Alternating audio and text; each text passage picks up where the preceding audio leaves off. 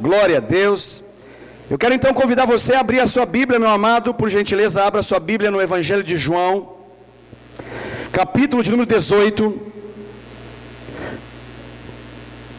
Evangelho de João, capítulo de número 18.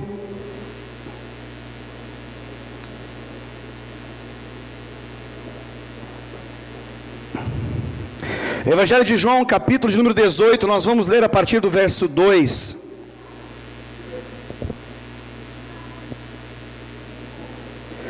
Até o verso de número 11. Nessa noite eu quero ministrar o seu coração debaixo desse tema, a cura da decepção. A cura da decepção. Amém? Está preparado? Está desejoso de conhecer a cura da decepção? Não, né? Vou fazer de novo a pergunta então. Você está preparado? Você está desejoso de conhecer a cura para a decepção? Amém. Glória a Deus. Agora deu vontade de pregar, porque há 30 segundos atrás, na verdade, eu já desmotivei, mas eu já motivei novamente, porque agora eu percebi que você está desejoso de aprender isso. Então, João, Evangelho de João, capítulo de número 18, versos de número 2 até o verso de número 11. Diz assim a palavra do Senhor, eu leio na versão Almeida, revista e atualizada. Diz assim: E Judas, o traidor, também conhecia aquele lugar, porque Jesus ali estivera muitas vezes com os seus discípulos. Tendo, pois, Judas recebido a escolta, e dos principais sacerdotes e dos fariseus alguns guardas, chegou a este lugar com lanternas, tochas e armas. Sabendo, pois, Jesus todas as coisas que sobre ele haviam de vir, adiantou-se e perguntou-lhes: A quem buscais?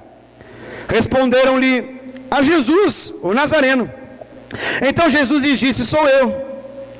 Ora, Judas, o traidor, estava também com eles. Quando, pois, Jesus lhes disse: Sou eu, recuaram e caíram por terra.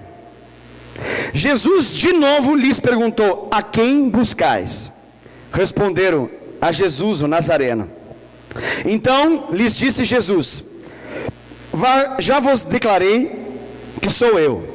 Se é a mim, pois, que buscais, deixai ir estes, para se cumprir a palavra que dissera: Não perdi nenhum dos que me deste. Então Simão Pedro puxou da espada que trazia e feriu o servo do sumo sacerdote, cortando-lhe a orelha direita, e o nome do servo era Malco. Mas Jesus disse a Pedro: Mete a espada na bainha. Não beberei eu, porventura, o cálice que o meu Pai me deu? Amém. Até aqui é o suficiente para que a gente possa começar a falar a respeito desse tema. Deixa eu fazer uma pergunta para você, querido. Você já foi enganado por alguém? Você já chegou a depositar a sua confiança numa pessoa e, passado um tempo, você foi traído por ela? Você já teve esse desprazer de investir na vida de alguém, gastar tempo e tempo de qualidade, depositar interesse, oração, lágrimas, e de fato amar alguém e perceber que todo o bem que você fez não redundou em bem de volta, mas na verdade ela pagou o bem com o mal? Já aconteceu isso com você? Tem alguém aqui que nunca aconteceu isso? Levante sua mão e ore por todos os demais, por favor. Não? Todos já foram decepcionados em algum momento, sim ou não? Ok, então deixa eu falar uma coisa óbvia para você. Eu vou partir pelo óbvio.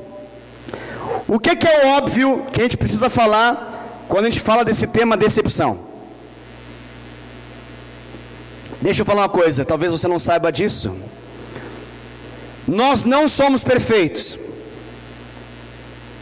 Você não é uma pessoa perfeita. Eu não sou uma pessoa perfeita. Eu não tenho pais perfeitos e você também não teve pais perfeitos. Você não teve avós perfeitos, bisavós perfeitos, tataravós perfeitos. Você não gera filhos perfeitos, eu não gero filhos perfeitos. Eu não estudei num lugar perfeito. Você não estudou numa escola perfeita, numa faculdade perfeita. Você não trabalha ou trabalhou ou trabalhará num lugar perfeito, assim como eu também não trabalho, trabalhei ou trabalharei num lugar perfeito. E deixa eu falar uma coisa para você. Eu já peço perdão por antecipação por falar isso para você. Nós não congregamos num lugar perfeito. Você sabia disso? Sabia disso? Ok, é importante saber isso. Eu parto pelo óbvio.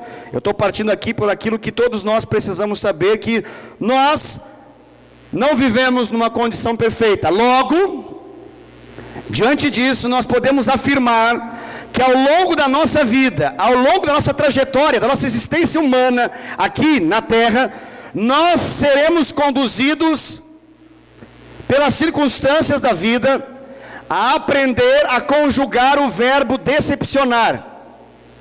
Você sabe conjugar o verbo decepcionar no presente do indicativo? Sabe? Não? É assim, ó. Fala comigo, eu decepciono. Tu decepcionas. Ele lá, ó, decepciona. E nós decepcionamos. E vós decepcionais. E eles decepcionam também. Essa dura realidade, ela é uma realidade que não conseguimos mudá-la ao longo da nossa trajetória aqui na Terra. Ou seja, o que eu estou querendo dizer com isso? Eu estou dizendo para você que a decepção, ela é uma via de mão dupla. A decepção, ela é uma via de mão dupla. Nós nos decepcionamos com os outros, e os outros se decepcionam também conosco. É uma realidade. E isso acontece por causa do quê? Por causa das nossas fraquezas. Acontece por causa das nossas imperfeições. Acontece por causa que nós temos erros em nossa vida. Você já deve ter descoberto isso. Eu, assim como eu também já descobri. Nós erramos. E erramos mesmo quando nós queremos acertar. Você já percebeu isso? Às vezes você quer tanto acertar e você descobre que errou. O bem que você quer fazer, acaba não fazendo. E o mal que você não quer fazer, acaba fazendo. Essa realidade o apóstolo Paulo trabalha ela muito bem. E ele faz a seguinte pergunta. Ele pergunta assim: quem me livrará do corpo dessa morte? Ou seja, como mudar essa realidade? Ele então aponta o caminho, a solução. E ele diz: graças a Deus por Jesus Cristo. Ele fala graças a Deus por Jesus Cristo, porque nele então nós temos esperança. Nós, ao longo da nossa vida, nós vamos perceber que a decepção é uma realidade e ela produz algo profundo na alma daquele que se mantém decepcionado. A decepção, quando não tratada, ela tem o poder de mutar, transformar. Ela se enrijece, se fortalece, ganha força, ganha peso. Ela ganha em tamanho dentro de nós, até o ponto de matar. A decepção, ela precisa ser tratada. E ela sempre vai acontecer de forma mais profunda nos nossos relacionamentos. Eu posso me decepcionar com a compra de um produto, mas essa decepção passa mais rápido do que a decepção que nós podemos ter quando envolve um relacionamento. Se você compra um produto e não dá certo, você vai então no fabricante, tem um pouco de dor de cabeça, um pouco de decepção, mas se não der certo por vias de negociação e conversa, temos aí os advogados que podem fazer dar certo e você vai ter reembolso disso que você investiu. Mas os relacionamentos? Pois bem, justamente nos relacionamentos é o nosso campo de batalha. O campo de batalha, onde a decepção, ela se manifesta com força, é justamente no campo dos relacionamentos.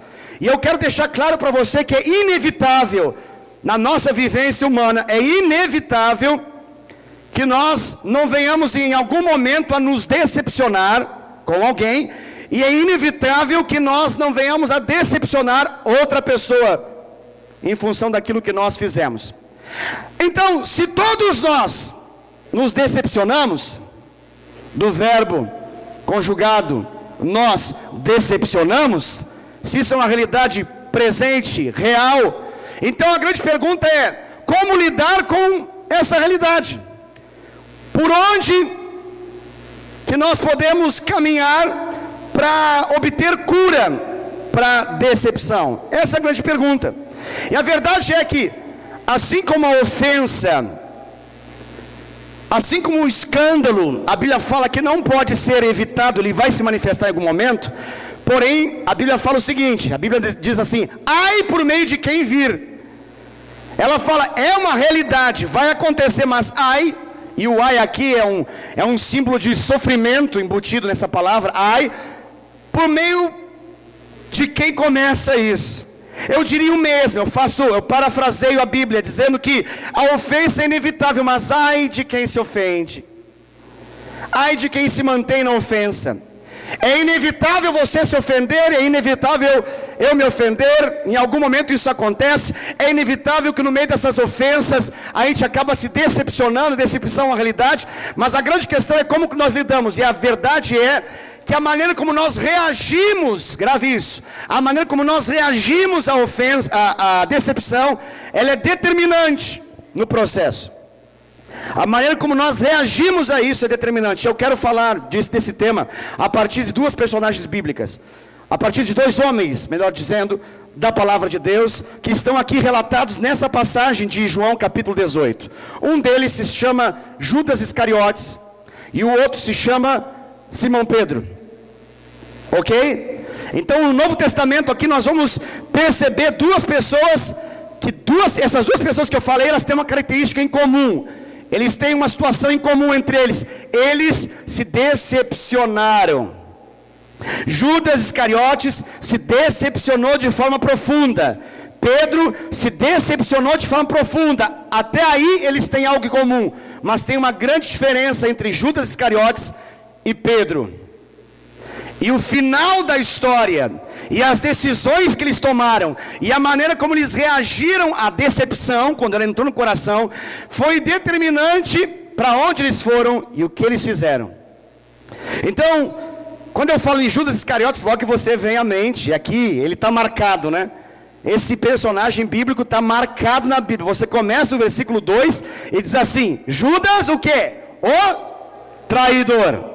Então quem foi Judas Iscariotes? Ele é um dos 12 apóstolos, que tem essa marca no seu histórico, que ele fez o quê? Ele traiu, vendendo Jesus por 30 moedas de prata, para que Jesus fosse então preso, e após sua prisão fosse morto, e essa morte seria a morte de cruz, como de fato foi. Mas até aí, ok, nós sabemos muito bem. Mas o que nós temos que pensar nessa noite é entender como que foi o processo de decepção no coração de Judas Iscariotes. E eu queria, junto com você, entender o processo de decepção no coração de Judas, entendendo as raízes da decepção no coração dele. Quem foi Judas Iscariotes?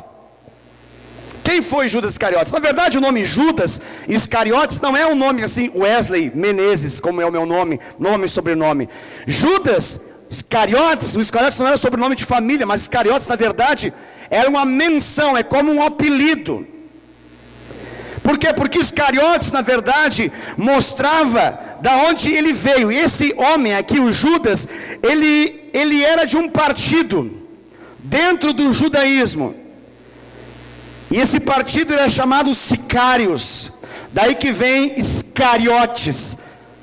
E esses Sicários, eles eram um partido dentro de um partido maior, conhecido mais facilmente na Bíblia, quando fala dos Zelotes. E os Zelotes eram conhecidos pelo seu extremo zelo. Você pode traduzir esse zelo como radicalismo. Eles eram a versão xiita do processo.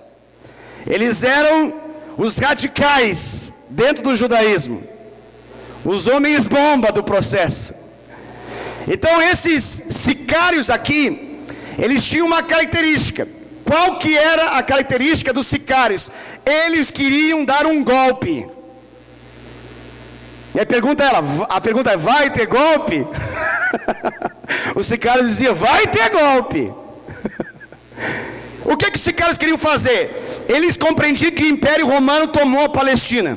Eles sabiam que o Império Romano tomou posse, se tornou dono sobre a Palestina. Eles ditavam as regras sobre todos, não apenas a Palestina, mas você sabe, o Império Romano, para ser império é mais do que ser reino. Reino é uma monarquia de um único país. E império é quando essa monarquia de um país passa a ter domínio sobre vários. Então, nós temos um imperador romano, que não é apenas um rei de um estado monárquico. Então, esse Império Romano, nesse momento histórico, ele tinha tomado muito do mundo conhecido na época. E os sicários dentro do judaísmo, eles tinham o seguinte pensamento: nós precisamos de alguém que vai revolucionar isso.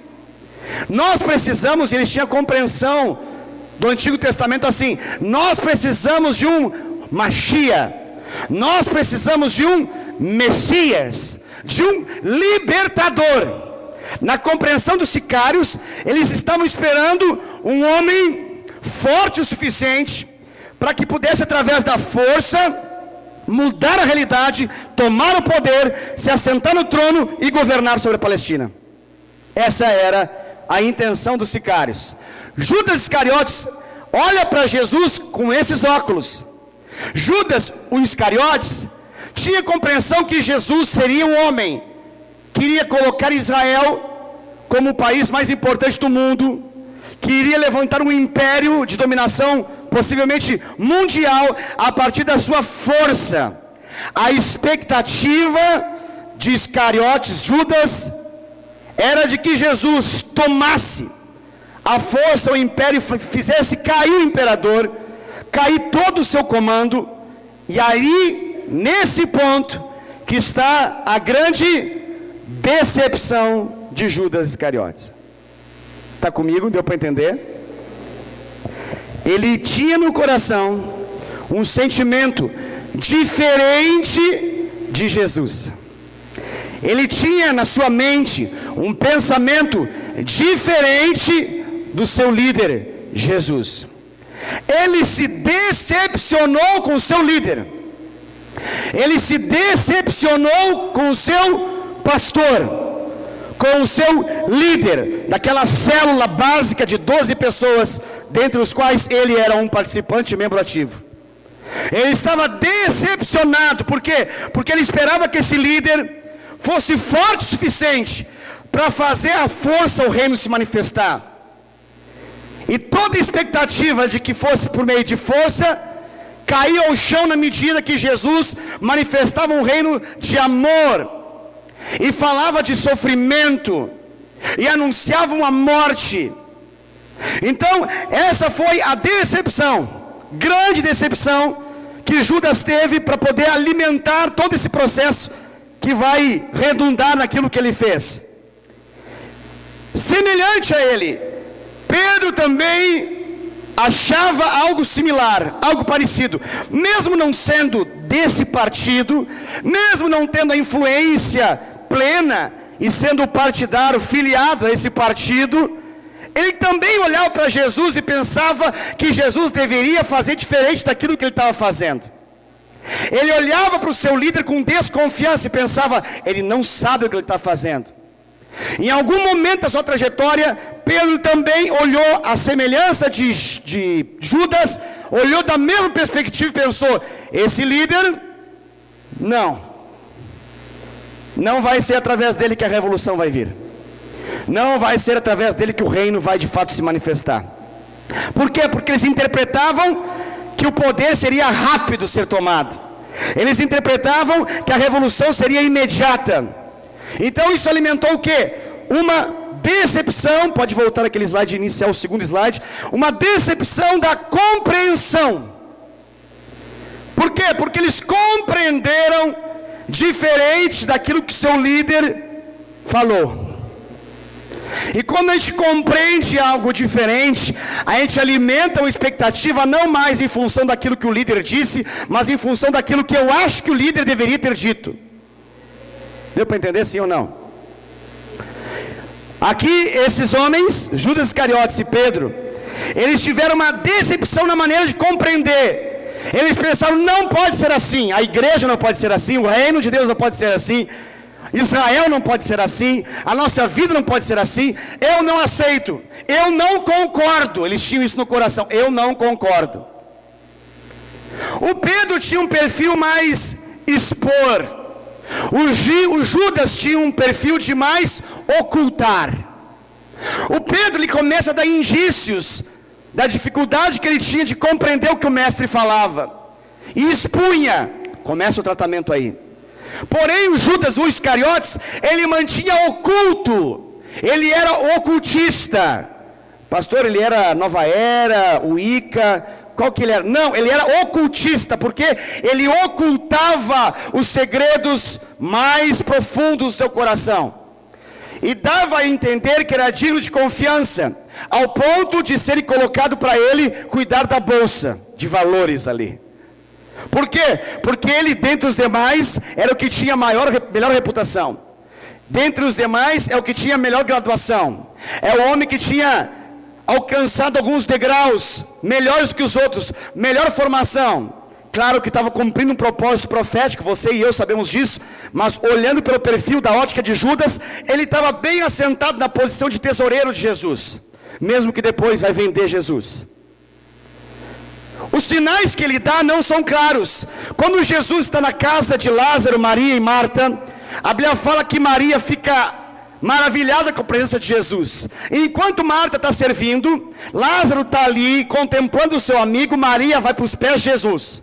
Ela pega um perfume, um nardo puro, e ela coloca sobre os pés de Jesus. Ela chora aos pés de Jesus, enxuga com seus cabelos, e agora quando esse perfume é entregue, esse nardo puríssimo, Judas está pensando consigo mesmo, que desperdício.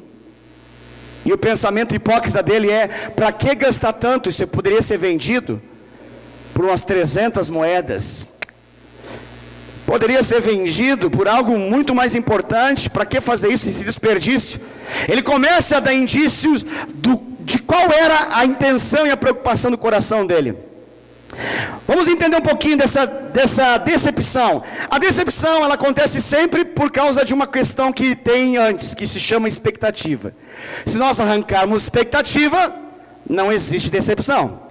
Só existe decepção porque existe expectativa. Expectativa é de esperar algo. Se você não espera nada de alguém, você nunca se decepcionará com alguém.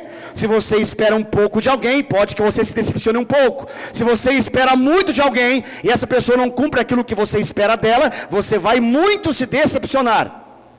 Se você coloca todas as suas fichas e a sua confiança em alguém, e essa pessoa não cumpre aquilo que prometeu, ou aquilo que você imagina que ela deveria fazer, você vai estar completamente, totalmente decepcionado. Ou seja, a decepção está intimamente ligada com a palavra expectativa.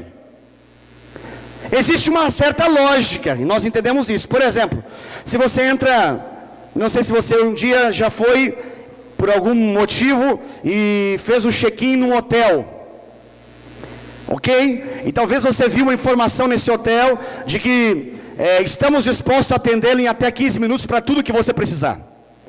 Aí você chega no quarto, liga para o hall de entrada, liga lá para o telefonista, para a telefonista, e você fala, olha, eu quis tomar banho aqui e está faltando uma toalha que eu gostaria de ter a mais para colocar ela no chão, para não molhar tudo na hora que eu sair. Pode providenciar para mim? Claro, com certeza, você pode aguardar só um minutinho, que nós já vamos atendê-lo. Passa 1 minuto, 2, 3, 4, 5, e aí você dá uma ligada novamente e pergunta, olha, não sei o que aconteceu, eu acabei de ligar aí, vocês disseram que iriam mandar alguém para poder me entregar uma toalha, está faltando uma toalha aqui no meu apartamento tal, não veio. Calma, perdão senhor, nós estamos corrigindo esse erro, pode ficar tranquilo que nós já vamos atendê-lo.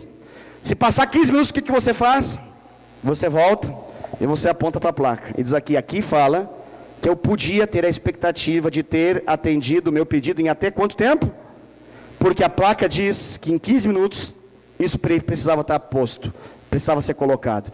Porque a minha expectativa não foi fictícia, ela não foi fantasiosa, a minha expectativa veio por meio do quê? Por meio da proposta que disseram que era possível de acreditar. Agora tem um detalhe, e o que fazer quando não tem a placa, mas eu acho que tem que atender em até 15 minutos? Entende? O que fazer quando o líder fala, eu vou morrer e vou ressuscitar o terceiro dia, mas aqueles que ouvem ficam mais preocupados com vou morrer e nem ouvem que eu vou ressuscitar o terceiro dia? O que fazer quando o líder fala e mesmo assim eu decido entender diferente? Pode acontecer que na hora que Jesus fala assim, eu vou morrer, Judas Iscariote se levantou um pouquinho, foi tomar uma água, foi atender um celular, foi fazer alguma coisa e não ouviu que ele iria ressuscitar o terceiro dia. Pode ser que quando Jesus falou assim, eu vou morrer, o Pedro se levantou, foi fazer xixi, foi fazer alguma outra necessidade no banheiro e não ouviu que iria ressuscitar o terceiro dia, mas não é culpa de Jesus, ele falou, ele disse o que iria acontecer. Mas eles, por alguma razão, que nos difícil parece ser entender, eles não ouviram de fato qual que era a expectativa de Jesus, o que Jesus falou, e eles criaram uma expectativa deles. E o que aconteceu? Quando você tem uma visão e você tem outra visão, o que na verdade você tem? Você tem uma divisão. Por quê? Porque o prefixo da palavra divisão começa com di, que significa duas visões. Então uma divisão não acontece quando eu brigo com meu líder, te odeio. Acontece quando eu tenho uma visão diferente da dele. Só que Pedro, você vai perceber que por mais que ele tivesse essa visão diferente do líder, ele está mais aberto a tratar e de modo a receber a visão do seu líder sobre seu coração. Judas ocultou, Judas manteve isso em sigilo, ele desconfiava, tirou a confiança, se decepcionou, se tornou amargurado e continuou na obra sem falar nada. O que a decepção não tratada pode nos conduzir? Pode passar o próximo slide. Por onde a decepção não tratada pode nos levar? A grande pergunta é, qual que é o caminho que a decepção trilha do nosso coração para com os nossos relacionamentos e para a maneira como nós mesmos vamos lidar a partir do momento que a gente vai estar decepcionado? Por isso que é muito importante esse tema. Eu gostaria muito que você pudesse prestar bastante atenção nisso que eu vou falar. Pode passar o primeiro ponto. A decepção, ela obrigatoriamente vai nos conduzir por um caminho de traição. Toda traição começa numa decepção. E normalmente, numa decepção velada, oculta, não esclarecida, não transparente. Porque se ela deixa de ser oculta e se torna transparente, ela pode ser o quê? Tratada. Mas se ela não é trazida à luz, ela está onde? Nas trevas, na escuridão. E quando nós deixamos isso na escuridão, isso vai nos fazer o quê? Traidores. Versículo 2 diz, Judas, o traidor. Pastor, pelo amor de Deus, pastor, sangue de Jesus tem poder, misericórdia, pastor, está amarrado em nome de Jesus. Nunca, jamais, mesmo que todos te abandonem, nunca, jamais. Traidor não, pastor, pelo amor de Deus, não gosto nem da palavra traidor, meu Deus do céu, eu, não, pastor, eu não sou ruim, pastor, pelo amor de Deus.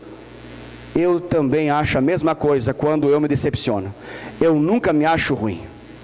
Quando eu me decepciono, a tendência é eu achar que eu estou certo. Eu estou certo. As pessoas que não me entendem, o líder que não entende, aquela pessoa que está ali como uma referência, que não tem, mas eu estou certo. A lógica da decepção é, eu estou frustrado, porque eu alimentei uma expectativa e ela não aconteceu. Por que não aconteceu? Quem é o culpado? Muito simples. O princípio é o líder. Obviamente. É óbvio. O time não joga bem, quem que cai? O técnico.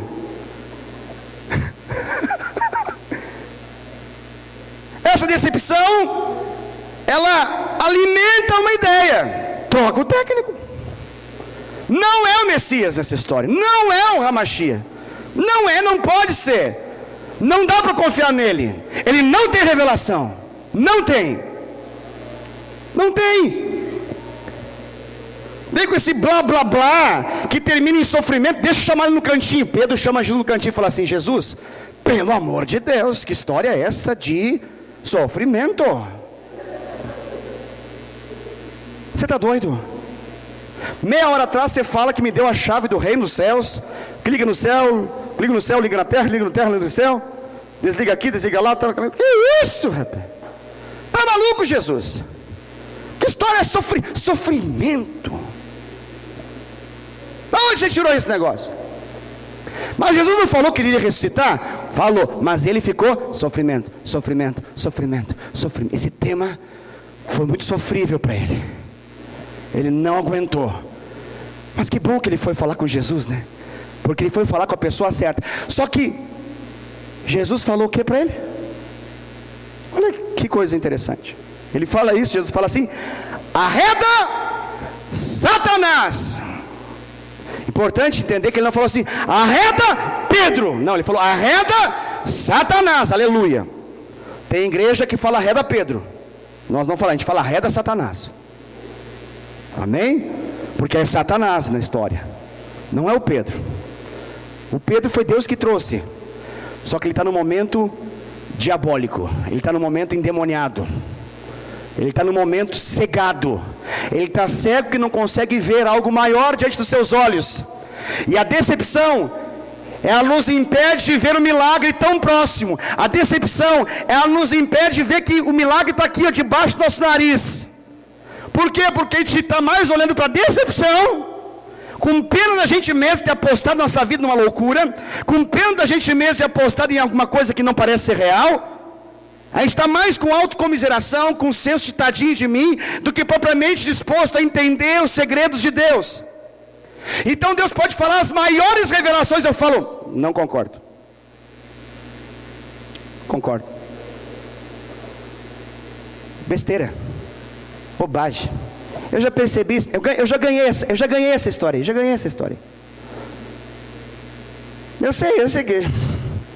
Eu sei que vai dar esse negócio aí. Segundo ponto dessa história, o que a decepção faz? Qual o caminho que ela nos leva? Além de nos tornar um traidor. Lembrando que Jesus foi traído por Judas, e Jesus foi traído por Pedro. Jesus falou para Pedro, na noite da ceia, ele fala: um dentre vós vai me abandonar. Pedro salta. O quê? Eu? Não. Eu?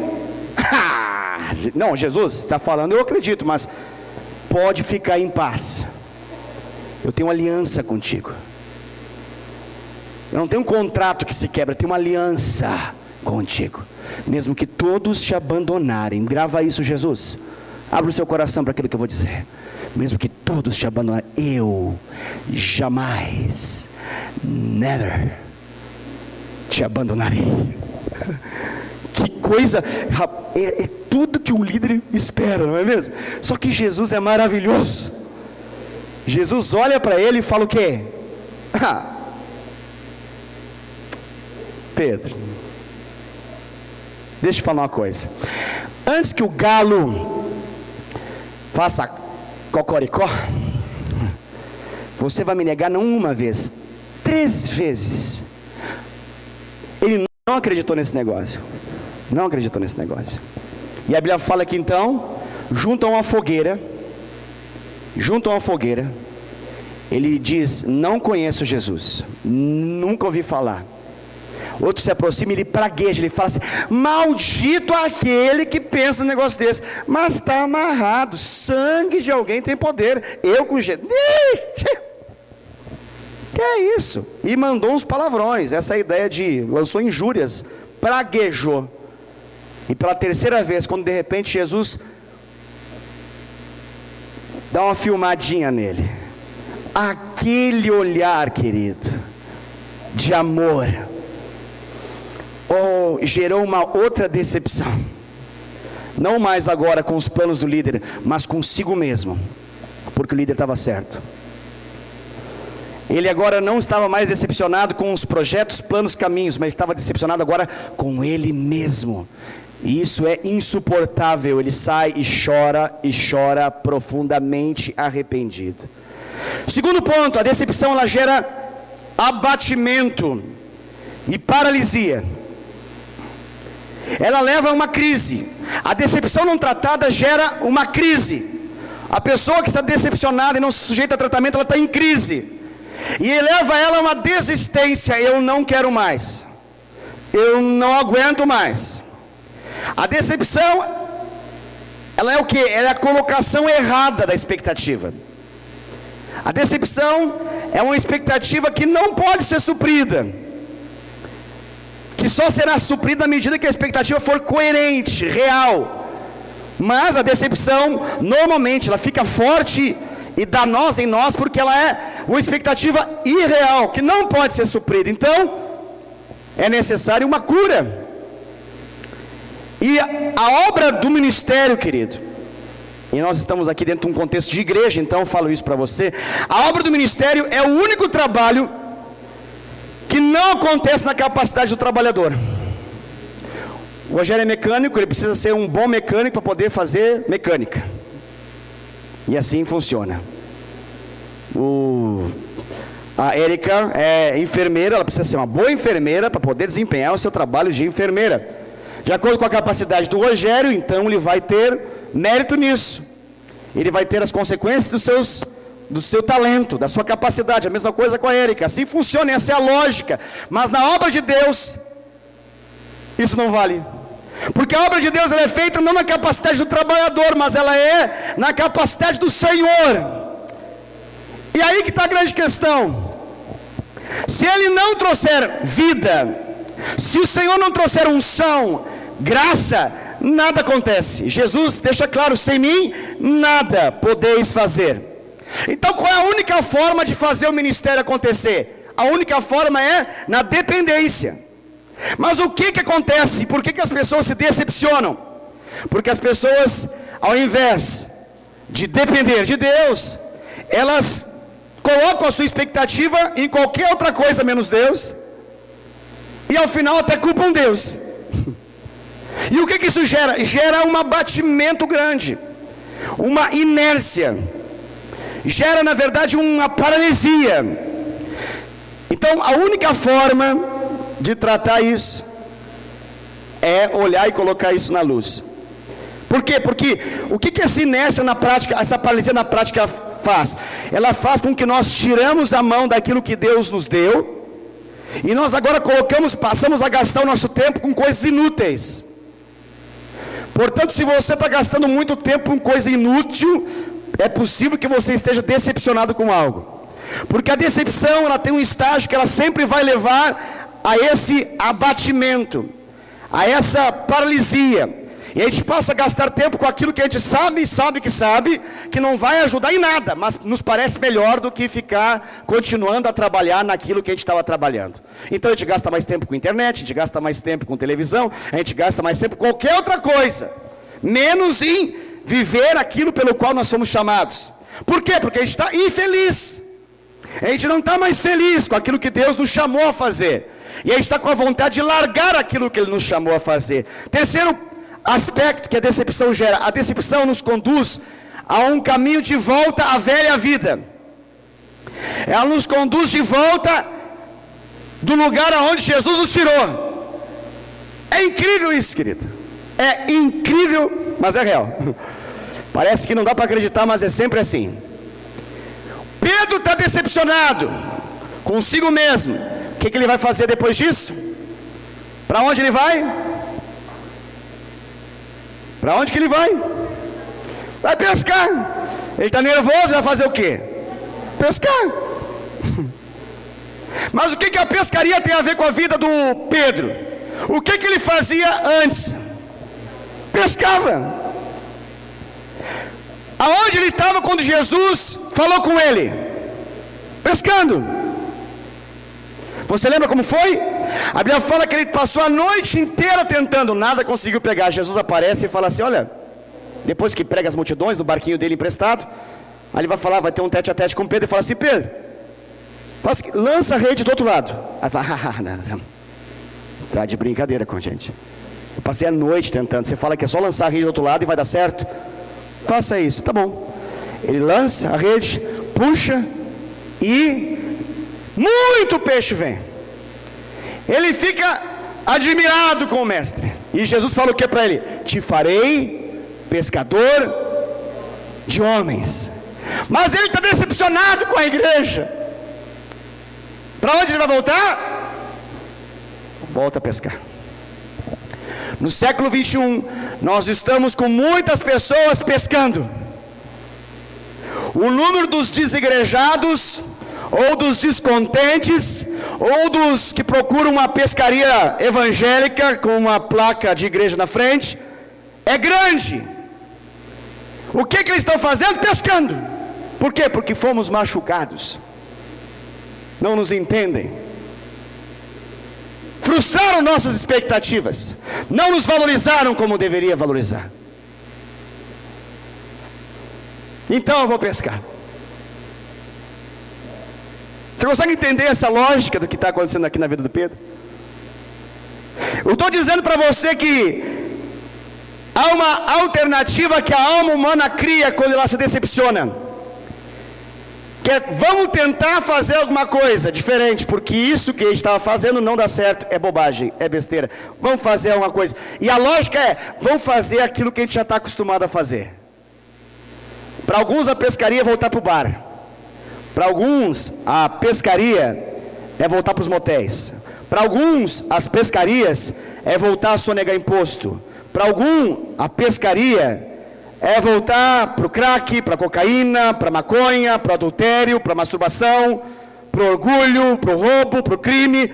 Eu não sei, mas eu sei uma coisa: aquilo que a gente fazia antes, se a decepção não for tratada, vai ser um prato cheio de convite para voltar para ela. Os crentes se decepcionam. Para onde eles voltam? É a lógica. Pastor, eu não voltei não. Voltou por orgulho então, querido. Era orgulhoso que dói. Jesus quebrantou o coração, se tornou humilde, chorou e falou: Jesus, eu preciso de ti. Aí frustrou, para onde volta? Orgulho. Não quero saber desse negócio não. Eu já conheço essa ladainha. Eu já conheço essa história. Aumenta a índices alarmantes o número dos desigrejados no Brasil. Chegaram a calcular, de acordo com o IBGE, algum tempo atrás, deram por 10%. Eu não acredito. Segundo estatísticas mais claras de dentro da igreja, chega a metade da igreja. Há uma igreja fora da igreja, e ela é justamente o tamanho da igreja que está dentro. E por que se está fora? Porque não se quer mais a instituição. Por quê? Porque não se quer mais relacionamento. Por quê? Porque eu estou decepcionado. Alguns até dizem que estão decepcionados com Deus. A pergunta é: Deus pode errar com alguém? Então, tem como a gente ficar decepcionado com Deus? Tem. Com qual Deus? Aquele que a gente cria. O Deus que eu crio, ele é decepcionante. O Deus que eu crio, ele não atende às minhas expectativas. E é bem provável, na nossa geração, nós criarmos um Deus fictício, real, ilusório, fantasioso, que a gente coloca a nossa expectativa e ele nos frustra. E aí você vai ver em alguns lugares pessoas falando assim: perdoa a Deus. Que é isso, perdoar a Deus? Tem lógica um negócio desse? Claro que não tem como perdoar a Deus. O que acontece é que Pedro tem que se alinhar com Deus. Não é Deus que tem que se alinhar com Pedro, é Pedro que tem que se alinhar com Deus. Esse é o caminho. Judas não se deu tempo de ser tratado. Ele preferiu as cordas, ele preferiu a figueira, ele preferiu acabar com a vida. O remorso foi o suficiente para que ele pudesse se enforcar. Pedro ficou completamente decepcionado consigo, voltou a pescar. Mas há esperança para o Pedro. Agora veja só qual que é o quarto ponto aqui. A decepção nos conduz... Oh, não, pastor, isso não. Sangue de Jesus tem poder. Hipótese alguma. O que te leva a crer que não? Você fala misericórdia de Deus, eu também concordo com você. Mas alheio à misericórdia de Deus, longe do temor a Deus, frustrado consigo e com todos, descontente ao extremo, sem ver esperança, sem ver saída, sem ver nenhuma das suas expectativas ser atendidas, o que sobra para alguém quando todos os sonhos acabam? A morte. Talvez você pense, pastor, misericórdia está bem longe de mim, mas eu tenho dados para poder falar para você que é alarmante o número de pessoas que se matam todos os dias no Brasil. É alarmante o número de pessoas. Pasme o que eu vou falar para você. Eu conheço pastores que se mataram. Talvez você fale assim, não, pastor que se mata? Tem esse negócio? Eu falo para você, isso é o cúmulo do cúmulo dos cúmulos. Por que é a premissa de um pastor? Um pastor é alguém que tem a palavra da salvação. Se alguém que tem a palavra da salvação se mata, vamos às cordas. A salvação acabou, Deus está morto.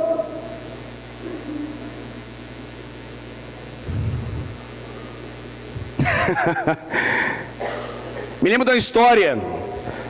Martim Lutero, reformador da igreja, ele era casado com uma mulher chamada Catarina Vambora. E ele tinha, a sua alma era uma alma muito agitada, e ele se decepcionou com muitas coisas. Um dia estava lá enclausurado no seu quarto, indignado consigo, prostrado, desanimado, abatido, ferido. Catarina teve uma revelação em Deus. Ela se vestiu de luto, foi lá funebremente, se aproximou dele e falou: Deus está morto. Aquilo foi um golpe para ele. Acabou a decepção dele ali. Estou dizendo isso por quê? Porque tem pessoas que vivem como se tivesse Deus morto. Então, mais expectativa de alguém avisar com luto e dizer que está morto que está vivo. E eu já digo para você, não está morto. Ele está vivo, e vivo demais, muito vivo.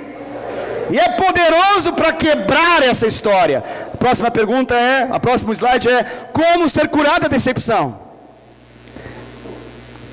Como nós podemos de fato ser curados da decepção? E eu falo para você com um ponto único. Você pode passar, esse é o último slide, pode passar.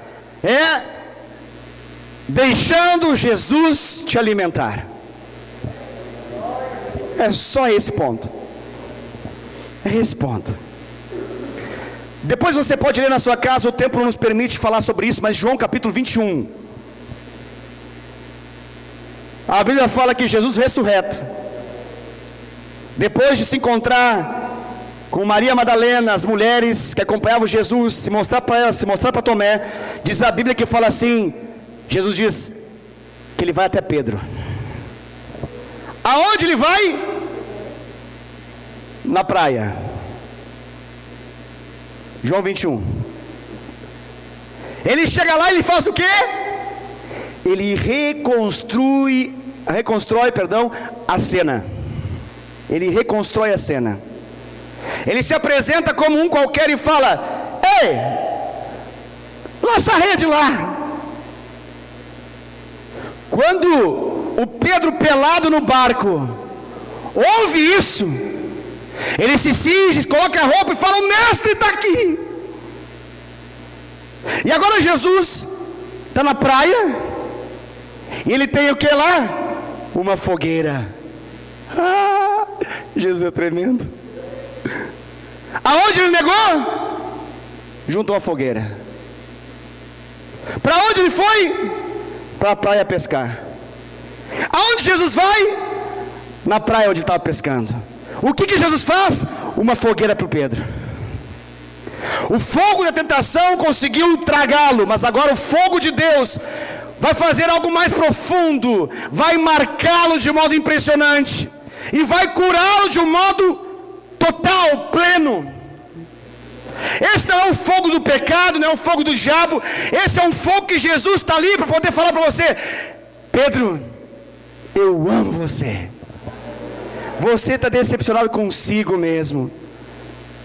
Você se desanimou ao extremo. Você acreditava muito em você e você conseguiu perceber que você não é bom o suficiente. Você falou que não ia me trair, você me traiu 3 vezes, eu anunciei isso para você, você não acreditou no primeiro momento e você fez isso. Ele olha para Jesus, Jesus agora está com os espetinhos na mão, em cima da fogueira. Tem peixe ali. Quem ele era? Pescador de peixe.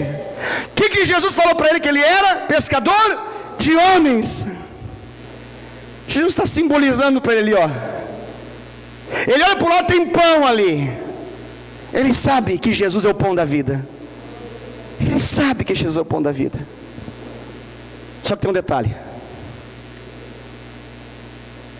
A decepção, ela precisa chegar até esse momento. Esse é o estágio máximo dela na vida de alguém que vai ser curado. E o que pode fazer alguém não ser curado? É alguém dizer para Jesus: não, Jesus. Não, Jesus. Jesus faz a fogueira, assa o peixe, traz o pão. E agora Jesus olha para o Pedro, no olho do Pedro, e faz a pergunta: Pedro, tu me amas? Ele responde: tu sabe todas as coisas, Senhor Jesus. Tu sabe todas as coisas e sabe que eu te gosto. Jesus insiste e faz de novo a mesma pergunta. Entenda que essa pergunta é uma pergunta de quem não sabe, porque aquele que está perguntando sabe todas as coisas. Mas ele está intencionalmente reconstruindo a cena da queda, porque a gente precisa voltar onde caiu. O decepcionado não trata com os outros a sua decepção, trata com aquele com quem se decepcionou. Senão você vai dar voltinhas aí, vai ter que voltar para o ponto onde você caiu. E às vezes o caminho demora 1 ano, 2, 3, e a vida vai ficando sem graça o suficiente, até que Jesus te encontra novamente na praia, e fala através desse fogo. Ele fala para você: tu me amas? E ele, constrangido novamente, fala: Jesus, o Senhor sabe todas as coisas. Eu descobri que eu não sei. E o Senhor sabe todas as coisas, sabe que eu gosto muito de você. Ele não consegue dizer ágape. Ele fala: eu te filéu. Eu te amo como amo alguém querido. Mas eu já não posso dizer que o meu amor é sacrificial ao ponto de dar a minha vida por ti. Jesus insiste, vai para a terceira pergunta, e ele está lembrando do galo que ainda vai tocar nessa história. Jesus falou para ele: um galo vai fazer barulho, você vai negar 3 vezes. Agora Jesus está dando 3 vezes uma palavra perguntando: tu me amas? E o detalhe mais louco dessa história, louco, é porque para cada palavra eu te filéu para ele, fala assim, Jesus fala para ele: então apacenta as minhas ovelhas. Ah, isso é demais. Pedro olha para o Jesus, ele estava pensando: esse cara não existe. Eu neguei ele.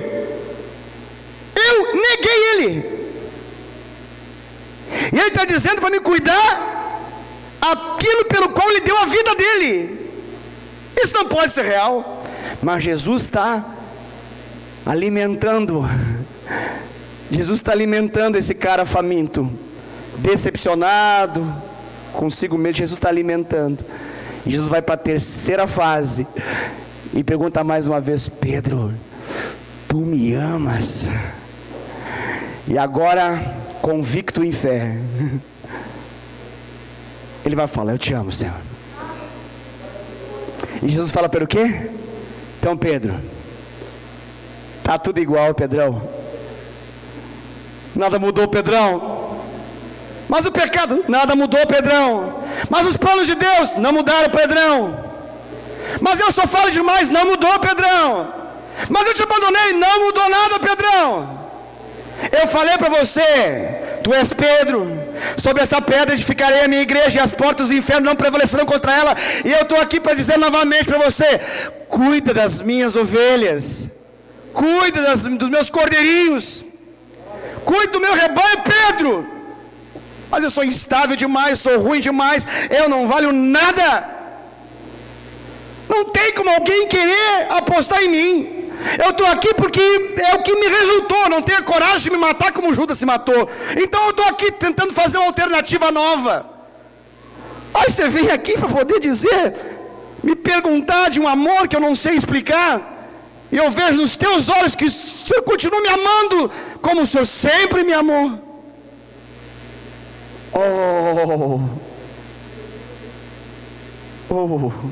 Que amor é esse? Pastor, tem como ser curado da decepção? Como o pão, coma o peixe assado, contemple a fogueira santa, não de Israel, a fogueira santa da praia. Olhe para Jesus, porque Ele está falando para você: meus planos, os meus sonhos, a minha expectativa continua alta. Os meus pensamentos são mais altos que os seus, os meus caminhos são mais altos que os seus. E se você deixar, eu vou moldar a sua expectativa, de modo que você não vai mais se decepcionar. Sua expectativa vai estar alinhada com o meu pensamento, não mais com o seu pensamento. Pedro mudou depois daquele dia. Pedro estava morto para si mesmo, não importava mais nada do que ele pensava, ele só queria fazer aquilo que Jesus pensava. Ele não tinha mais caminho, o caminho dele agora era o caminho de Cristo. Não é à toa que ele vai curar enfermos dos mais impressionantes. A sombra desse homem vai curar vidas. Ele vai entrar na casa de uma menina morta, ele vai orar com ela, ela vai ressuscitar. Ele vai pregar e 3.000 pessoas vão aceitar Jesus. Olha isso. Esse é o Pedro que se levanta em Atos dos Apóstolos. Por quê? Um homem decepcionado. Pastor, há esperança para mim?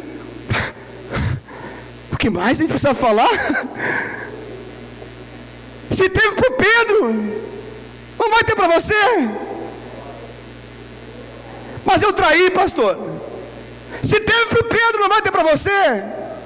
Mas eu frustrei, pastor, eu pensei em me matar. Se teve para o Pedro, não vai ter para você. Mas eu pensei, eu decidi, eu formulei, eu traí, eu fiz motim, eu fui na casa da pessoa, falei mal, eu não posso, é muito amor, tem chance. Se teve para o Pedro, pode ter para você. Amém? É o mesmo Jesus. E os Pedros continuam em nosso meio. Os Judas já morreram, mas os Pedros estão em nosso meio. E essa é uma noite de fogueira, peixe, pão, praia. E uma pergunta de Jesus: tu me amas? Fique de pé, vamos orar.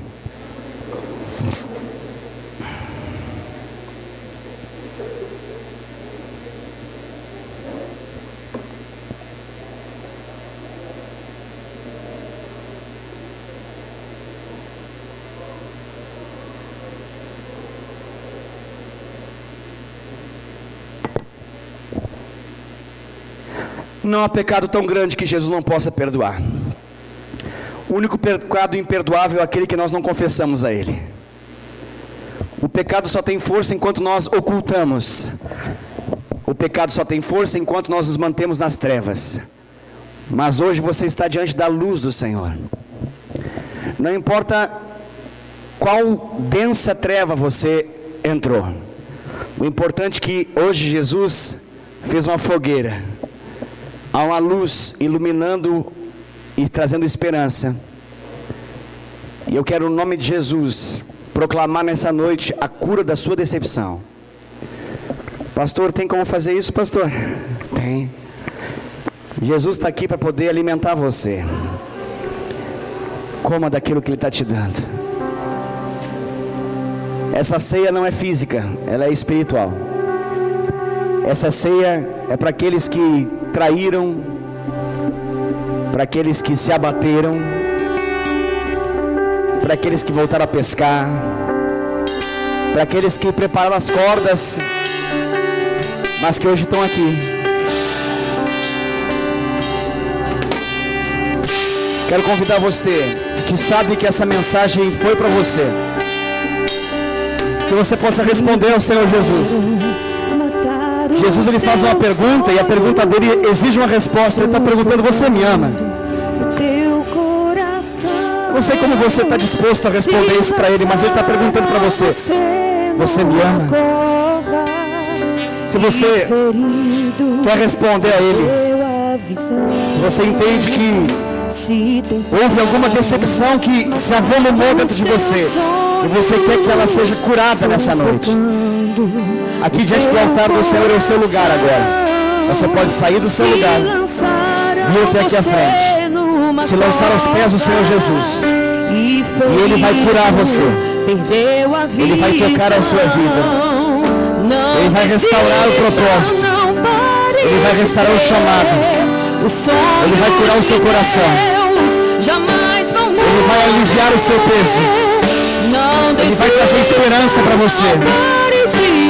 Ele vai falar para você: eu acredito. Eu continuo acreditando em você, Pedro. Você não acreditou mais em você, mas eu acredito. Tu és Pedro, e sobre essa pedra edificarei a minha igreja, e as portas do inferno não prevalecerão contra ela. Não prevalecerão contra ela. Talvez você estava afastado,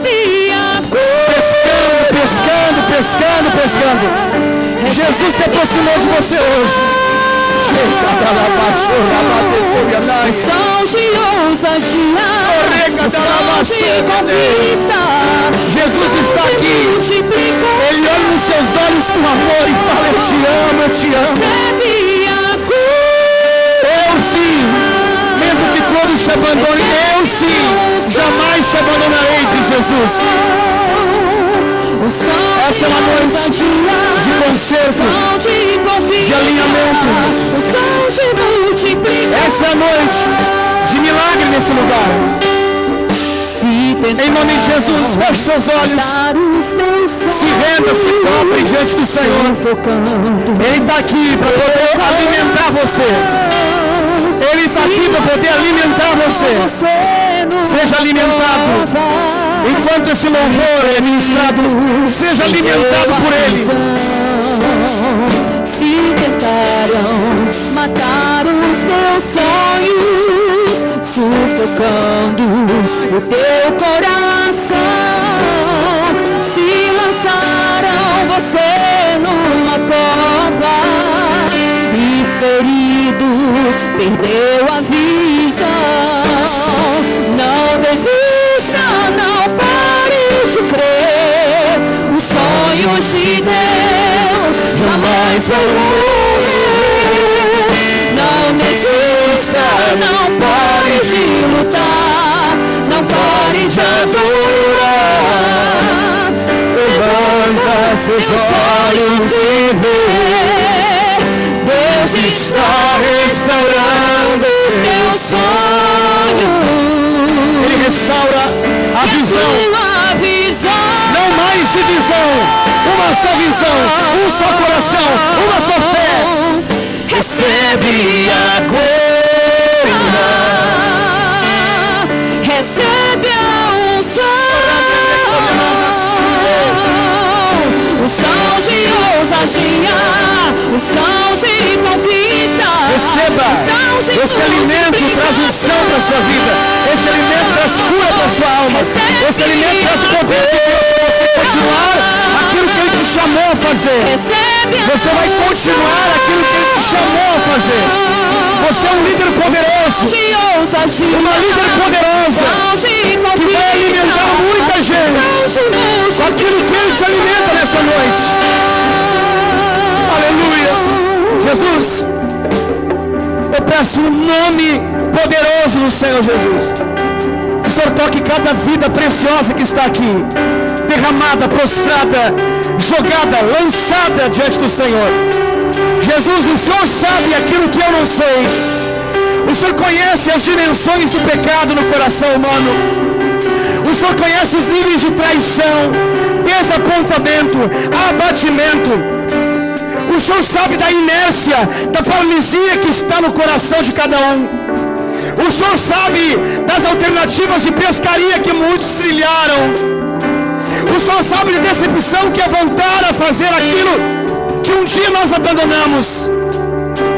Jesus, alguns aqui alimentaram pensamentos de morte, de suicídio, mas eles estão aqui nessa noite. Eles estão aqui nessa noite. E o que eu peço para o Senhor agora, Senhor, toque eles, alimente essas vidas, que eles visualizem essa fogueira que o Senhor está trazendo.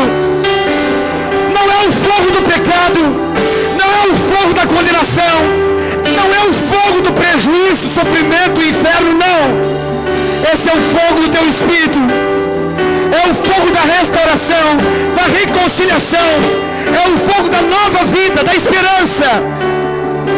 O Senhor tem pão para alimentar, o pão do céu, o maná que desceu. Jesus, tu és o próprio alimento para cada um desses amados aqui.